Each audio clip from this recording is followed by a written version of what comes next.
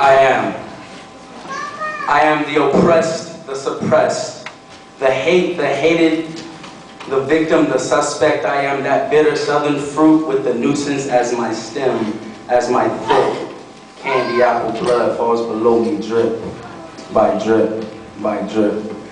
Until it eventually makes a puddle for the little white kids to play in, to be stained with nigger blood. They grow up and do the same, and it is such a shame because my kids will be just like my remains because they never took the time to look. Now we're allowed to read and they won't pick up a book. My dungeon shook.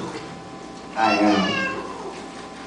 am a 7-year-old boy. Like any 7-year-old boy, didn't have many toys, so I had to entertain myself.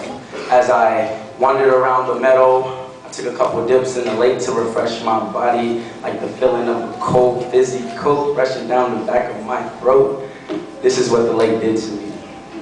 But sometimes the lake would grow weary, so I'd wander into town without making a sound, and that's when I saw the most beautiful thing I'd ever seen. I swear, she was as beautiful as sun rays on a cloudy day, a rainbow after a storm. If God had made anything better than her, he had to keep me to himself. So as she walked past me in her short skirt, accentuating her long, lavishing legs, a whistle, a lovely musical notes played off my lips.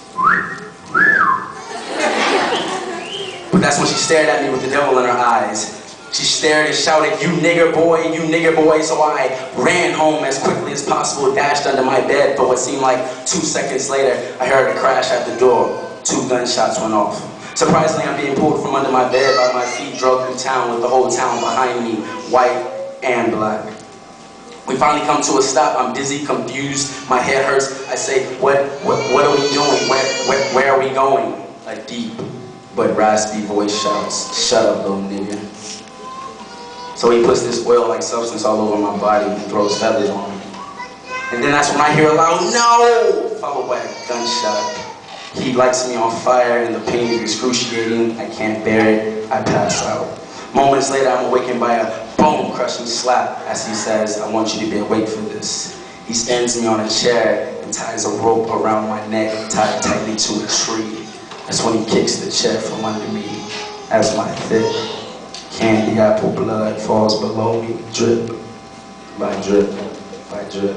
Until it eventually makes a puddle for the little white kids to play in. You see, to be stained with nigger blood, they grow up and do the same, and it is such a shame because my kids, you guys will be just like my remains because you never took the time to look. Now we're allowed to read, you guys won't pick up a book. Death blossoms. I am the backbone of America, the future and the past. Those 10 million slaves taken from their homeland, the 2 out of every 10 that were killed. Coming kid. I am the 370,000 black men that were called out for the army of World War II. The 200 that were killed by American soldiers, the 6,000 that were drugged from their homes. I am those 4 little girls under the age of 11 that were killed.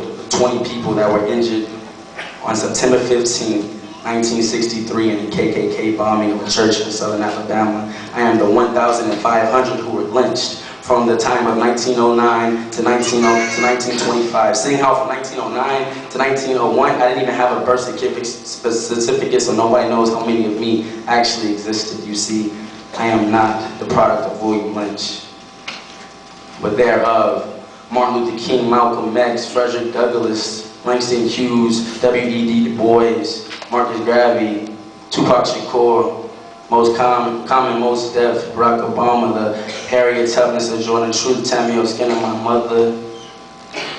And I will stain your ears as my thick candy apple blood falls below me, drip by drip by drip, until it eventually makes a point for the little white kids to play in. You see, to be stained with nigger blood, they grow up and do the same, and it is such a shame because my kids will be just like my remains because they never took the time to look.